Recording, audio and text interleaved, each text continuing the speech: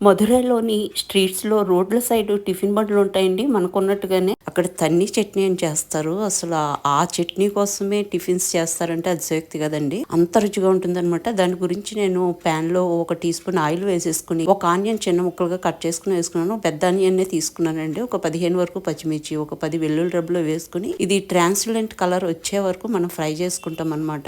Onion అంతా చక్కగా మనకి ఫ్రై అయిపోయిందండి. ఇంకా దీన్ని మనం మిక్సీ జార్‌లోకి తీసేసుకుంటాము. కారం మీ టేస్ట్ కి తగ్గట్టు ఎక్కువ తక్కువ చేసుకోవచ్చండి. చూస్తున్నారు కదా, కలర్ ఈ విధంగా మారాలన్నమాట. ఇంకా దీంట్లో మనము ఈ మాత్రము పుట్నాలు వేసుకుంటాం, వేపుడు శనగపప్పు ఆ బౌల్ తోటి. తర్వాత రుచికి సరిపడా సాల్ట్ వేసేసుకుని ఫస్ట్ నార్మల్ గా గ్రైండ్ చేసుకున్న తర్వాత వాటర్ వేసుకుని ఈ విధంగా గ్రైండ్ చేసుకుంటాం. కొబ్బరి వేయకపోయినా చూడటానికి కొబ్బరి చట్నీలా అనిపిస్తుందండి. తాలింపు చేసేసుకున్నాం. ఒక టేబుల్ స్పూన్ ఆయిల్ వేసుకుని మినపప్పు, జీలకర్ర, ఆవాలు, పచ్చిశనగపప్పు, ఎండుమిర్చి, కరివేపాకు వేసేసుకుని కొన్ని ఆనియన్ పీసెస్ కూడా వేసుకుని రెడ్డిష్ బ్రౌన్ కలర్ కు వచ్చిన తర్వాత మనం గ్రైండ్